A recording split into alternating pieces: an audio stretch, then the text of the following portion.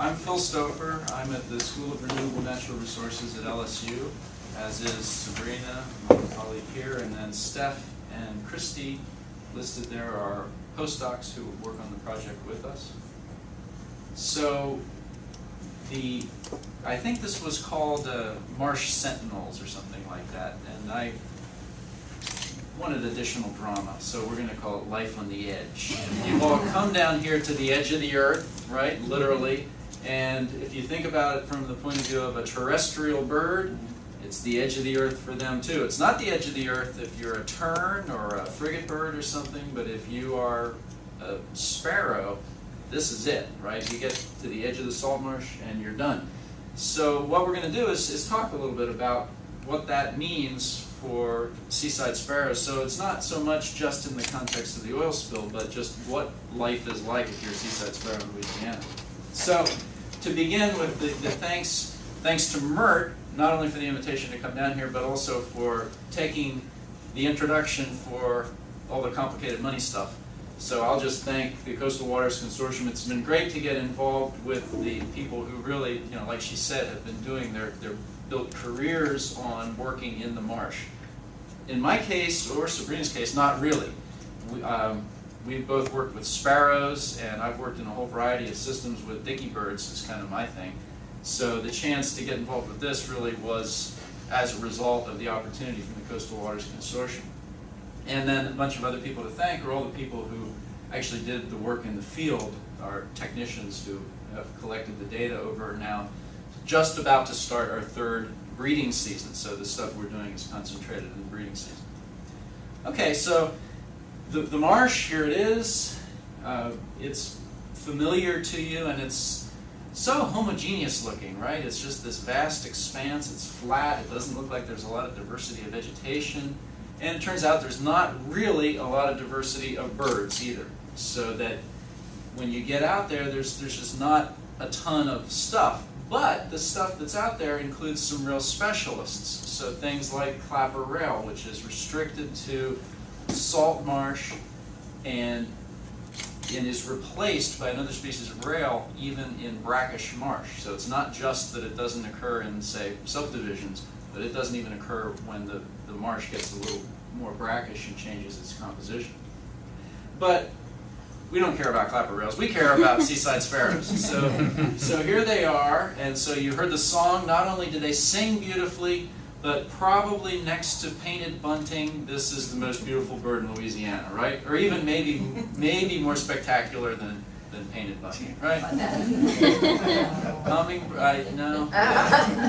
No, you're right. It's a brown sparrow. If you get one in the hand, you will be thrilled with the nuances of its plumage, but it's not all that nuanced, right? It's a sparrow. But what's cool about the seaside sparrow is, first off, even its name reflects that it is a bird associated with coastal marshes, right? Ammodramus maritimus, right? What could be more, say, maritime than that name? So it's part of a genus, Ammodramus, of grassland birds throughout North America, and there's even a handful in South America, and most grasslands in North America have one or more species of Ammodramus. And the one that's a specialist on salt marsh then is seaside sparrow. So those of you interested in birds, if you think of Henslow's sparrow, for instance, or LeConte's sparrow, or grasshopper sparrow, or Nelson's sparrow, those are all in the same genus. Those are all grassland specialists as well. So looking at the distribution of these guys, this is from the Birds of North America account. You see that they are on the Gulf Coast and the Atlantic coast. There's a bit of migration, so the migration is that orangish stuff, but that's really not very well known exactly how much they move around, especially here in the Gulf. It's better resolved in the East Coast.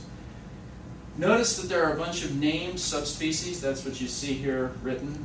The subspecies would be fisheri here in our part of the Gulf Coast. Notice also there are a couple of black dots over there, which are extinct subspecies. So there were these very narrowly distributed subspecies, like you might have heard of the dusky seaside sparrow, which was from the Florida coast, so that one is no longer with us.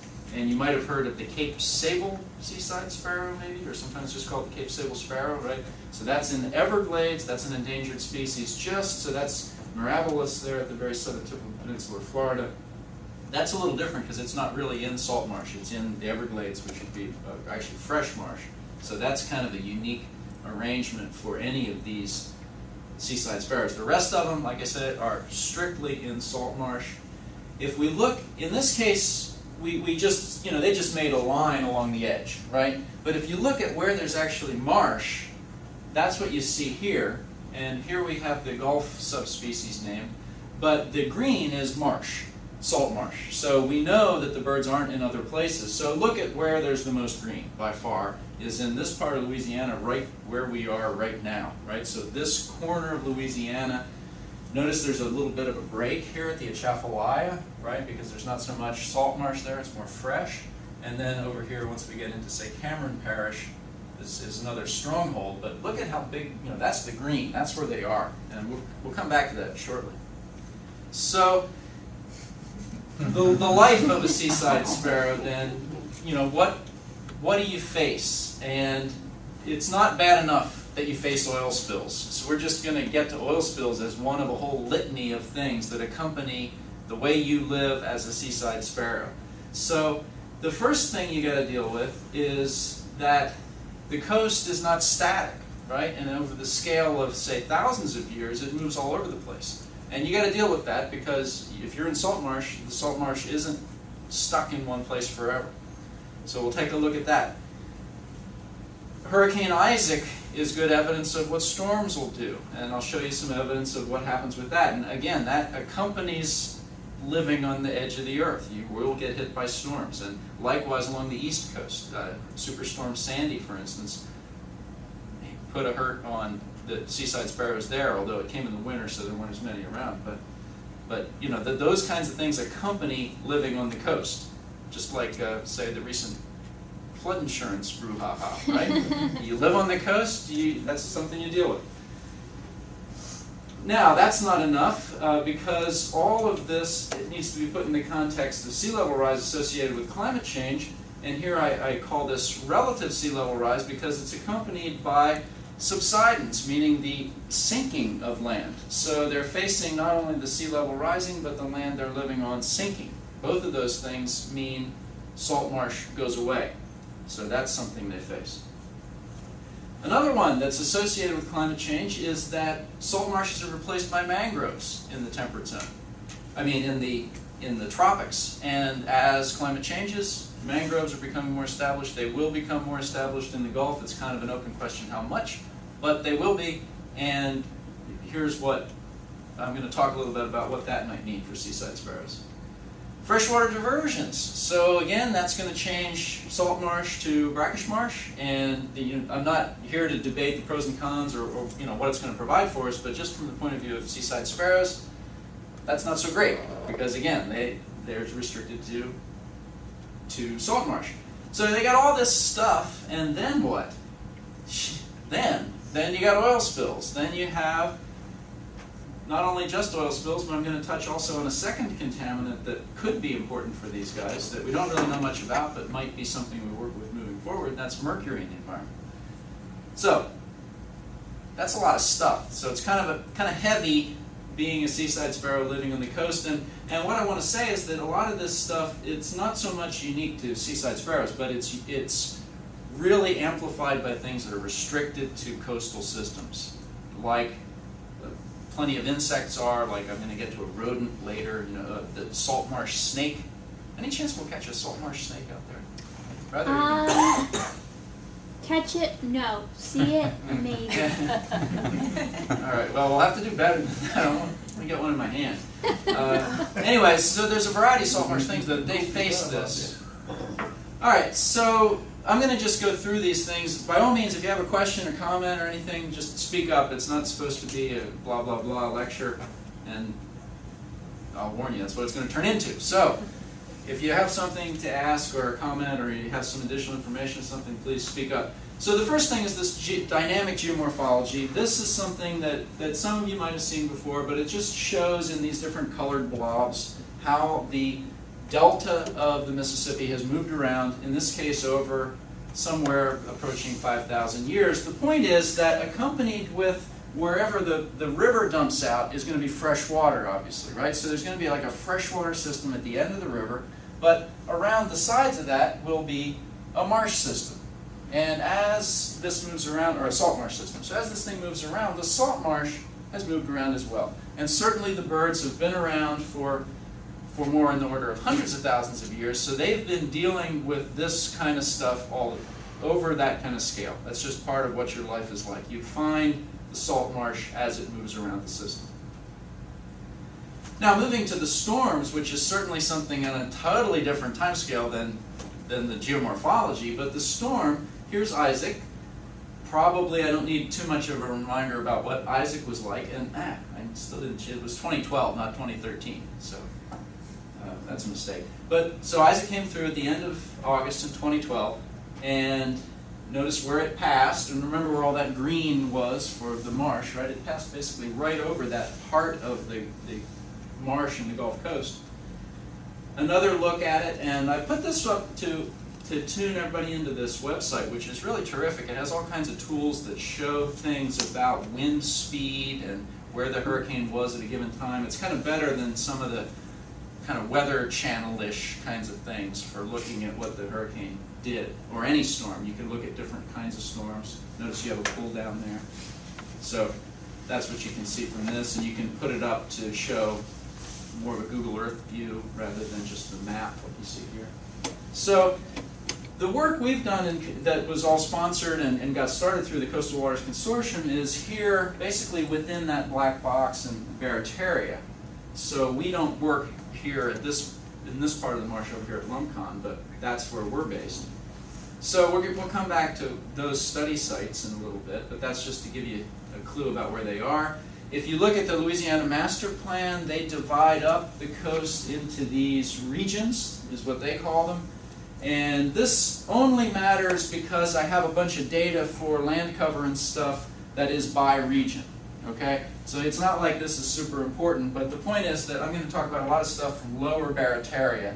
So just so you have the geography, that's lower Barataria right there. So here's the Bird's Foot, New Orleans, right? So this is upper Barataria, gets into, say, Jean Lafitte down here and so on, right? So we're going to talk about lower Barataria with a lot of the data that come up. So again, our sites in lower Barataria, orient yourself with Fouchon down here, Grand Isle over there, okay? And then open Gulf to the south, and the Deepwater Horizon would have been to the south. So here we have one of the tools that this website will do for you. It will give you a color scheme of the depth of flooding. So this is the maximum water height associated with Hurricane Isaac, and so more orange is deeper, this is shallower. Anybody want to speculate how deep, like that was the deepest orange? How deep the flooding was? Like 15 feet? 15 feet, so call it, what, 5 meters, something like that? Well, let's see. So here's the scale. So pretty close. Yeah, so that's the deepest stuff. Well done, Mert, we'll buy you lunch.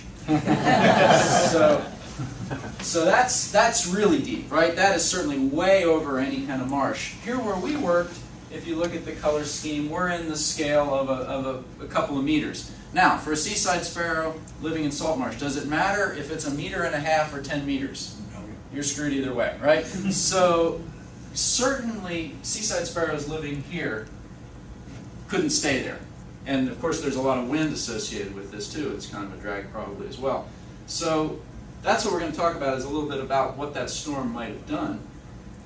And if you sort through the data, you can also get how long it was flooded and so on. And what I came up with as a speculation for our study sites is it was flooded at least to 1 meter for at least 2 days. And the interpretation is that the birds couldn't stick around. If they did, they're dead. So they went somewhere. And a little bit about how the data are, how these maps are made. They have these monitoring stations. So this comes from USGS. And what they have here is in blue is the water depth, and then this is the barometric pressure. So if you want to see how barometric pressure accompanies flooding and the whole wind system, it's pretty dramatic how they're associated. But I guess the birds perhaps are detecting the barometric pressure. That might be how they know what's going to happen and hopefully get out of there. So the water came way up, and just to reinforce that, that height would be about a meter, that duration would be about 36 hours. So if you say, you know, a day and a half at a meter of flooding at that particular place. So a question then that we wanted to know is, well, there's lots of seaside sparrows out there. How many, and how many then got displaced? And again, our boundaries that we're talking about here are this lower Barataria region as defined by the map. So what we did to try to speculate on this is we looked at the vegetation as the way it's coded in the master plan. Those of you who are into vegetation might be interested in checking out this website, because it's or actually this, no, I apologize, I don't think this is all that easy to get, but it's part of what went into the master plan. But what they have is the area is the right column there, and the kind of vegetation. And then salt marsh that would be appropriate for seaside sparrow has these various names, but that's what it is. So notice that in the lower Barataria, that's the dominant vegetation out there. That big number, notice, is open water. So it's basically open water or salt marsh or something like salt marsh that works for the birds. So how many birds then? That's how much area. And we have some speculation about how many birds per unit area. How many birds in that area? What do you think? How many birds get displaced? You can't say because you heard this. Anybody want to speculate? How many birds in lower Barataria had to go somewhere because of Isaac? 20,000. 20, you know, somebody else said 20,000, but we'll see if that holds up with your previous guess. Feeling pretty confident now? But let's see. No. Anybody else want to Maybe speculate? 2,000. 2,000. A lot more. Okay, we got 2,000, 20,000, and a lot more. Well, the winner is going to be up in a minute. So here's how I came up with the speculation. So these are how many birds we detected in June on our plots. So we know the area that we were sampling. We know how many birds, more or less. We have a way to sample them. And kind of bounded it by highs and lows. And this would include, it's probably important of the time of year because it includes the young birds that just came out of the nests. So they've just finished breeding, so it's the maximum population size at that point of the year. So we get that number, we put it together, that's how many. So the winner is a lot more. These are just sparrows. These are just seaside sparrows. These are the numbers we came up with, which blew my mind too. And I don't, you know, maybe there's some kind of fatal flaw in the way we did this, but that's what we got. So I think it's certainly safe to say hundreds of thousands of birds had to go somewhere because of Isaac. And if you think about the other side of the river, right, that's where the water reached 15 feet. So that's even more birds, at least based on the flooding. I don't know if the density is the same, but that's lots and lots and lots of seaside sparrows that had to go somewhere. So, yeah. Is that the difference between the numbers that you counted before and the numbers you counted after, or you just assume that they've all left because... Well, what we said is this is how many had to do something because of the flooding. So this would have been our estimate for how many were there in June, and how, you know, so if they stuck around until August, which is a reasonable suggestion. There's going to be some mortality in that interval, but you know that's how many had to do something in that period. So now the question is, then what, right? Where did they go? And again, if you think, well, you live on the edge, you probably doesn't kill everybody because otherwise they wouldn't be out there, right? So what do they do? So, you know, here comes the hurricane. You got to go somewhere. So they get eaten by frigate birds. No, I put the frigate bird because any of you who are birders, there's a storm coming, what do? You go out and you look around, right? And what do you see? You see frigate birds, right? In Baton Rouge, for instance, I saw a frigate bird the day before the storm, and I went to look at LA Bird or eBird or something, and 25 people had already seen frigate birds in Baton Rouge that day, right? So it was old news by 8 in the morning. So the point is, though, that birds that are displaced, and the frigate bird would be an example of one that is displaced. And you get things like Caspian terns, for instance, that show up way upriver and things. So they go somewhere, and people find them, is kind of the point. And here we have maybe 1 million birds, sparrows, and one would think if there are 1 million birds flying around, the people would find them. Yeah, granted, a frigate bird's a lot easier to find than a seaside sparrow, but people go look for birds, and they find them. So, you know, it seems like you have a way to sort of check up on where they might be based on things like eBird, where you can look at records. So, for instance, this is location data from kind of around the time of the storm. It's not meant to show what the storm did, but rather just that people are out there and they find seaside sparrows. So those are all places where they were found. A lot of them are conspicuously located along birding areas, right? So here's the road down to Grand Isle and Fushan, right? And then a little bit along the levee. But a lot of this stuff is accessed by boat only. So people are out there, they find the birds. So if you look, though, at the data from December of 2012, or following the storm through December, so 3 months worth of data from eBird, there's not very many at this point. A lot of these are gone. Now, there might not have been people birding out there, so it's kind of hard to say. But there are birds that are around, right? They're definitely back. Pretty much everybody by December who went to Grand Isle, everybody who looked for them, everybody went birding there, found seaside sparrows, right? So they were back by then. And Steph led a field effort to get out to our sites, and he caught back at our sites that don't appear on eBird, that were just our captures, but he caught 25 birds back on our sites. So they were back in even early October, so barely a month after the storm. And that included, oddly enough, one bird that was a recapture from the exact same place. So the same plot, and it was back, and we're going to again assume it had to leave, right? You can't stay. So it went somewhere and came back. So now thinking about where they might have gone, looking again at this map, and I've just expanded the scale here to think about where they might have gone. So I'm just going to assume that they didn't all get flushed when the hurricane came through, that they went somewhere, maybe not all of them did, but some of them did. They went somewhere. So one thing, maybe they went out along the bird split that didn't flood, right, along the actual, basically along the channel of the river and the levees and stuff right there that didn't flood. Maybe. But again, there are people there, and you'd think if there were like 1 million sparrows, somebody would have noticed. So yeah, they're little brown drab things, but they weren't. Nobody noticed any. Nobody reported any there. Maybe they just kind of go in. So they sort of go and stay on the edge of the water as it's flooding, and they get into whatever kind of marsh and whatever kind of forest or whatever kind of system it ends up with up that direction. That's kind of my pet theory, but for no good reason, only because it's sort of convenient. So the water's coming up, the hurricane's coming, and maybe it depends. The birds are thinking about where the winds are coming from. They probably have some idea about what the circulation's going to do. So maybe they end up here. There's a little bit of evidence that maybe they did, because there were a couple of eBird reports from the North Shore and a couple from near New Orleans of seaside sparrows. But there always are. So that's not a great source of information.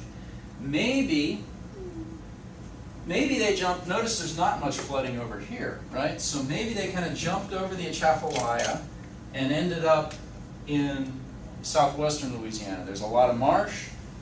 It seems like you could make a living for a while there before you went back home over there, but we don't know. We don't have any way of knowing. Everybody says, well, why didn't you get out there and put radios on these things or something? And well, some of you probably know, it's not so easy to like go out on the marsh the day before a hurricane. It's just not, it's not a good logistical arrangement. So we don't know is the upshot. So one question, though, is what's the abundance difference? So here we're out catching birds, and Sabrina's going to talk a little bit more about how we do that. That's Steph Woltman there in the foreground setting up the net. And we have some guesses for what happened to populations, though. So here are our point count, which is just our sampling method, and we see what happened to birds. So certainly birds are way less common. Now keep in mind, we're also studying the stupid oil spill. So who knows if, you know, the extent to which these are synergistic things, but just in that 1 year, we had quite a lower number of birds that we found. So is that the Isaac effect? We think so, but again, it's just like a sample of one, because we had 1 year, 1 hurricane, 1 day, 1 year of recovery data. But one thing, just to summarize this whole thing about Isaac, is that I think it's safe to say that these populations got hammered, right? Even if they're really good at getting out of the way, this was a major storm. It flooded a major stronghold of their population, and certainly a lot of birds, they had to go somewhere, and certainly there were a lot of negative consequences for that. And again, just to emphasize where we are, that this was really the epicenter of the Gulf population of the fisherized subspecies. You know, it hit right there in the center of their distribution. Okay, but the good news is that birds come back, and sometimes we had a couple more birds the next year during the breeding season came back to the exact same spot. So the marsh gets flooded, it all looks the same, and then it gets flooded, yet they come back to the exact same spot the next year, at least in some cases. So the hopeful message is they seem pretty good at dealing with disturbance, or one would think they kind of have to be to make a living out there. At least some of them are. Maybe one hypothesis is the young birds don't know what the heck to do. They get hammered. And maybe the adult birds do better, so that the survivors are the adult birds that kind of knew what to do in the first place. And part of the reason that I want to emphasize that this is just life on the edge is if you look at data like this that show the return times of hurricanes, which is what we see on this kind of wheel-like thing, which has the scale of hurricanes, so really strong ones, intermediate ones, just tropical storms, and the number here reflects the return period, meaning that typically on the bird's foot it would be a 3-year interval between tropical storms, 7 for hurricanes, 26 for strong hurricane. So the point is, if you look at these numbers, there's lots of hurricanes, there's lots of storms. These are historical data going back, I'm not sure, you remember how far back they go? Like a century and a half or something. Yeah. Something in that ballpark. The point is, life on the edge, that's what you face. All right. Now let's move on to the next cheery topic, and that would be climate change. So you might have seen maps like this that show the little patches of marsh, right? So we're, can't see this very well, but we're down here somewhere. Where are we? There? Is that right? Yep. Yeah. So lots of marsh, lots of open water. Sea level is going to rise. There's going to be less marsh, more open water. There you have it in summary. In a century, a meter of sea level rise is not out of the question. There's no real consensus what the number will be, but certainly a meter is possible. Most people who study this agree. Yeah, a meter, so just keep your eye on this. That's a meter sea level rise. So look again at that and that. So it doesn't look like much, but if you look at, say, in the middle of this area here, you'll see that what used to be kind of big pieces of marsh become so big pieces of marsh, like there below Galliano, say, become little tiny pieces of marsh. Now, the thing that makes this really a best case scenario is it does not include subsidence, which is another thing that's going on, and it does not include the interactive process of what happens to little tiny pieces of marsh when storms hit, and that is that they fall apart. So these little ones, it's probably safe to say that a lot of these little tiny pieces they can't persist that small, they go away. So it's worse than this. So that's kind of what it's going to look like in, call it a century, a pretty reasonable guess for a century from now. So now, one thing to point out, though, that salt marsh is what happens on the interface under certain kinds of geological conditions, right? If you have a shallowly grading thing and you don't have a whole lot of freshwater input, where the earth meets the water is going to be salt marsh. And that's what geologically led to this vast area of salt marsh here.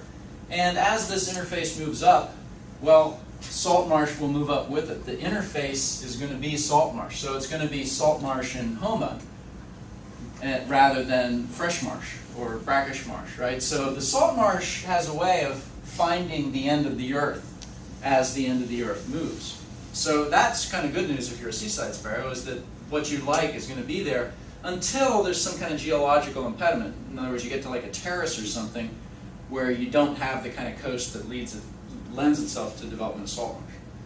So a little projection then about seaside sparrow habitat. So if you go back to the master plan, they have their projections for what's going to happen in the future with the various habitat types. And so we looked at the habitat that is suitable for seaside sparrows, and here's what it looks like in Lower Barataria for 50 years with no intervention based on the master plan. So it's not that big of a deal. It looks like a bit of habitat lost, not that much, and probably a lot of that would be replaced further in Upper Barataria with fresh marsh changing to salt marsh. But what's coming down the pike in Lower Barataria? The freshwater diversion, right? So the freshwater, there's going to be a bunch of it's going to be in that system, right? So the master plan has a way to look at, okay, what happens with freshwater diversion and habitat? And if you look at habitat with the freshwater diversion, if the master plan is executed, again, not taking a stance on the master plan, but just pointing this out, that's what happens to seaside sparrows. So their suitable habitat is reduced to about a third of what it is now with diversion. So diversion would not be a good thing in Lower Barataria, and again, there are hundreds of thousands of birds there, so that would matter for these birds. Now, the mangrove thing. We would probably take flamingos, right? If we get colonized by flamingos, it'd be like, oh, stupid flamingos. But the flamingos are associated with mangroves. This is from Mexico. And mangroves are, in the case of like sort of where they happen geologically, the kind of soils, the kind of conditions, the kind of salinity, is basically the same as salt marsh, except for the most important difference is simply temperature.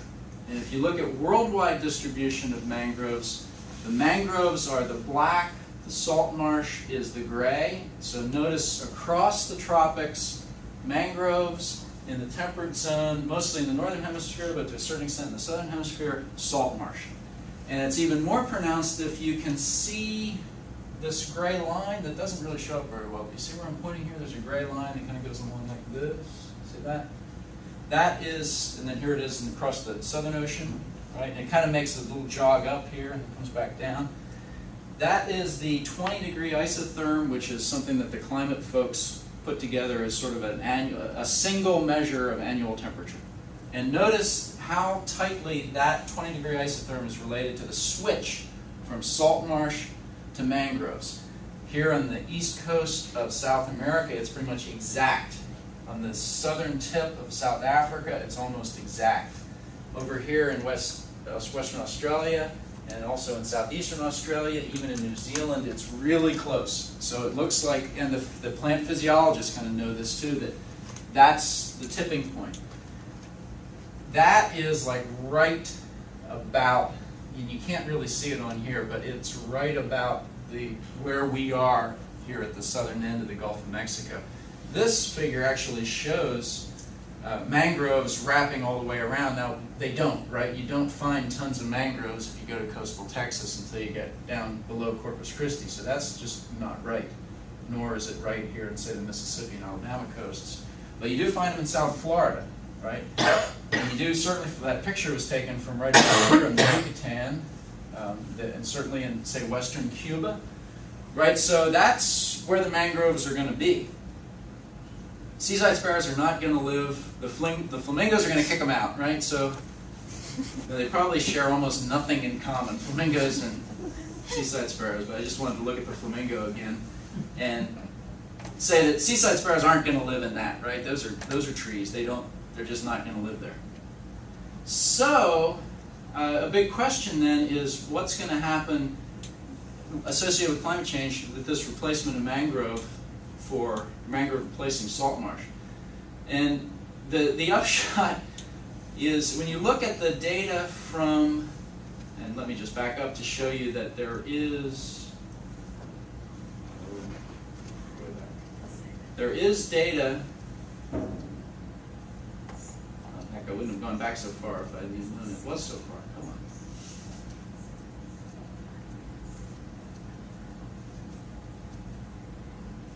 Sorry. Just wanted to show you that the coastal plan, there it is. So the coastal plan, they have mangroves as one of their categories here, right? So they have some speculation at least about what's going to happen with mangroves. But when you look at what their speculation is, it seems like they have no idea, because these are the numbers that they come up with for mangroves over the next 50 years with no diversion or with diversion. And I don't understand. I don't understand this. I don't think they have any idea. It seems like there's no reason in the world it should do this, right, in the middle part of the 21st century. So the upshot is, who knows? But there are plenty of colleges who work on this, and some right here at Lumcon. I think there's some work with mangroves, right? Yes. And they're on their way. The question is how fast, and the question is if there are other things involved that will slow them down as they invade the southern coast of Louisiana. But that's another threat for Seaside sparrows. Are mangroves the same as the black mangrove? Is that what Yes. you're talking about? That's that big seed that kind of looks like a Yep. pea. Right. Yeah, so mangroves are a number of species, and they're not each other's closest relatives, and they're called mangroves based on their growth habit, pretty much, that they can, we get to look at the flamingo one more time. They form these kind of low forests that can have roots in salt water. They tend to have kind of stilty roots rather than a single trunk. And they have a bunch of physiological adaptations to deal with salt water and to deal with growing out of, like they can grow in flooded water. This thing growing here, those are mangroves growing out of flooded water. So here along the northern Gulf Coast, I guess it is black mangrove. Black mangrove. Yeah, but there are various other species. But the curious thing is they're not each other's closest relatives. So it's not like saying, oaks. They're a bunch of They do have some mangroves like on Raccoon Point that the pelicans nest in, and also off of Grand Isles. Right. Or No, they're definitely here. Yeah, that's what I asked Mert about. And there are people who are working with the kind of what they do to the soil compared to salt marsh. so it would help the brown pelican actually. That's right. Habitat. Yeah, no, there's I stuff heard the that seaside sparrow. there's stuff that would benefit by additional nesting habitat for sure. Yeah. Frigate birds too, they nest in mangroves. Okay, so then on to contaminants. So mercury. Just I wanted to say a little tiny bit about mercury because this is something that's really super common here in Louisiana marshes. The take-home message for mercury is, first, that it's all around. It's everywhere. It is deposited in rain. And so we are, it is everywhere. Now, the thing that is important to know about mercury after the fact that it's everywhere is that pretty much only in aquatic systems does it become much of a risk to plants or animals, and that's because it needs to undergo a chemical reaction and become methylmercury before it can be toxic. So just mercury per se is not bad, but methylmercury is very bad. And that bioaccumulates, meaning that the bigger fish that eat the littler fish, that eat the phytoplankton, that eat the zooplankton and that eat the phytoplankton, every step of the way are incorporating more of it, and there's greater abundance of it, so that if you are, say, the loon that then eats this fish, that's where you see the toxic effects of it. So seaside sparrows have been a focus of a little bit of research on this. Here are some data in North Carolina where they considered the potential costs to seaside sparrows and other salt marsh species. But the point here is that seaside sparrows on the far right, and they just looked at the birds that would have obvious nesting effects based on data from other species, and what they came up with these top two bars, which is a lot of the proportion of birds, would have enough mercury contamination that they would expect negative consequences for breeding. Although, in this particular paper, they didn't find that many negative consequences. So they found a high concentration of mercury, but the birds seemed to be doing okay. And that was their estimate of how bad it could be. So mercury occurs naturally in fossil fuels, all Sun fossil? I think so, but I don't want to say for sure. Yeah, I think pretty much any kind of combustion through a modern combustion process from a fossil fuel is going to produce a certain amount of mercury. And power plants too. I think a lot more comes from, say, coal. But I'm not certain about that either. But it's everywhere, and once it gets in the atmosphere, it's ubiquitous. So the water connection is really because of the methylation process, not because of anything about water attracting it somehow. So that gives a chance to show a picture of another salt marsh sparrow that perhaps we'll catch today. So this is Nelson's sparrow, another guy who lives on the salt marsh, at least in the winter, and that was one of the ones that was studied here in this project that actually showed even more effects, or sorry, on the left, showed a little bit less effect than Seaside sparrow. Okay, and then the last little bit is just to say a little bit about the disaster, the incident, and what we're doing with Seaside sparrows with this. So again, we're here in the lower Barataria, and again, the only reason we have an opportunity to do this is because of the money from Gombry. It's logistically difficult and expensive to work on these birds because of the requirements of boat, and it's out in the middle of nowhere, and so on. So the scat maps some of you might have seen look like this. This is visual oiling, and this is how we decided initially, together with other people in the consortium, where we were going to work. And in that area, the oil definitely reached the marsh. You see some beyond the boom here. There were some creative ideas about how to keep birds from getting contaminated, like using these cannons to scare birds away. And I'm not sure that was perfect. Yeah, so they made a lot of noise though. They did make a lot of noise. But notice the oiling again along the edge there. And certainly the loss of vegetation right along the edge. Those are some poles that were marking where the edge was over time, so they'd come back and have a reference point to know how much it had receded as the grass died. And puddles of oil on the marsh.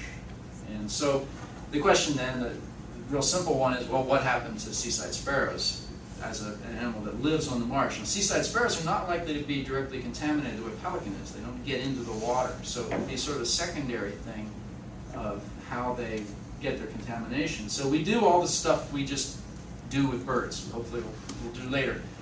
We can catch them. We can, and you're going to talk about some of this stuff, we can find their nests, we can band them, we can take a bunch of measurements, you know, so we're out there looking for nests, and occasionally you find one.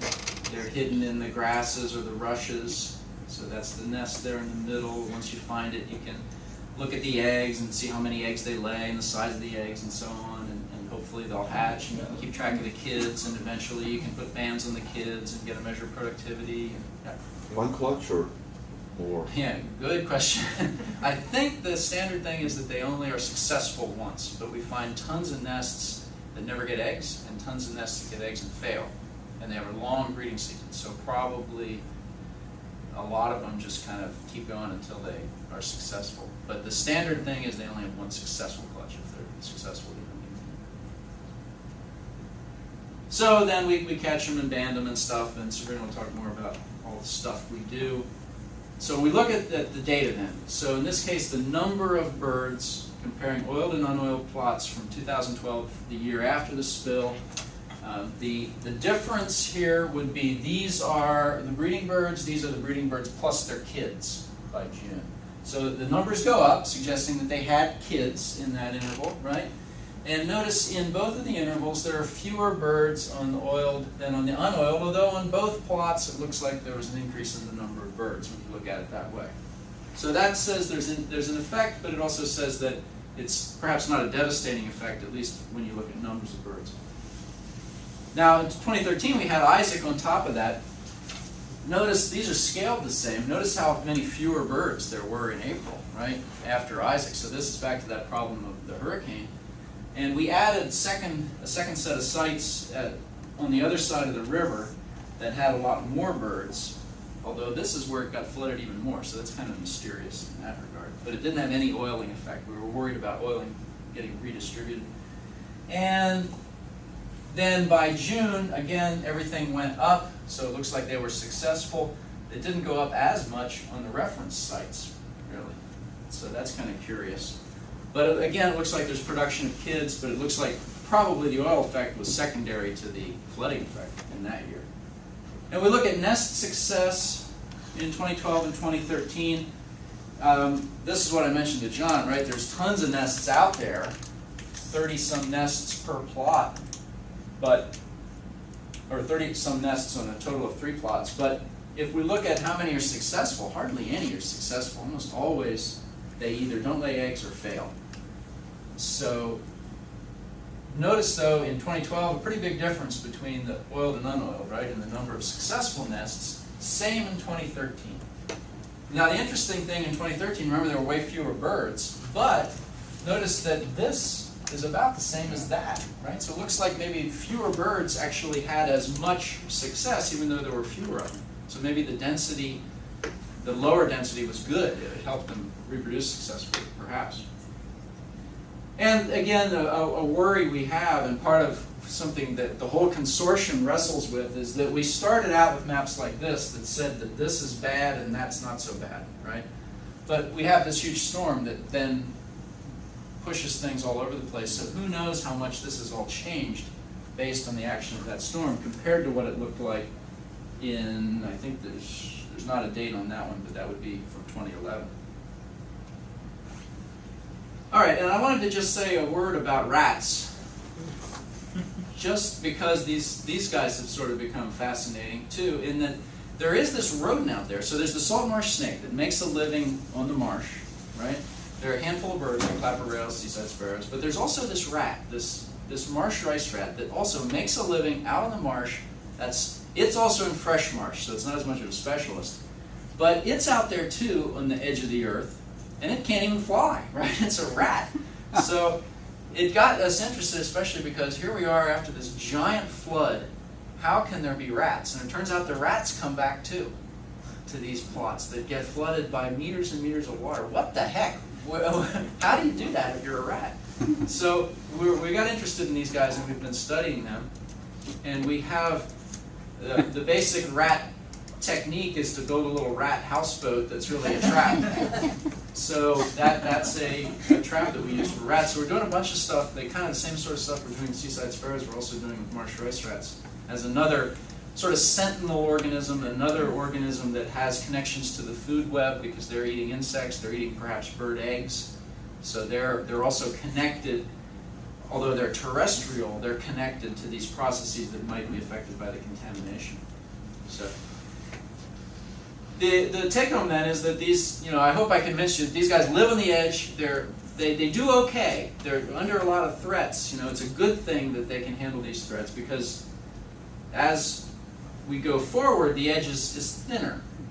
And life for these guys might become increasingly perilous here in the Louisiana coast. So with that, the birds fly away, and thanks for your attention.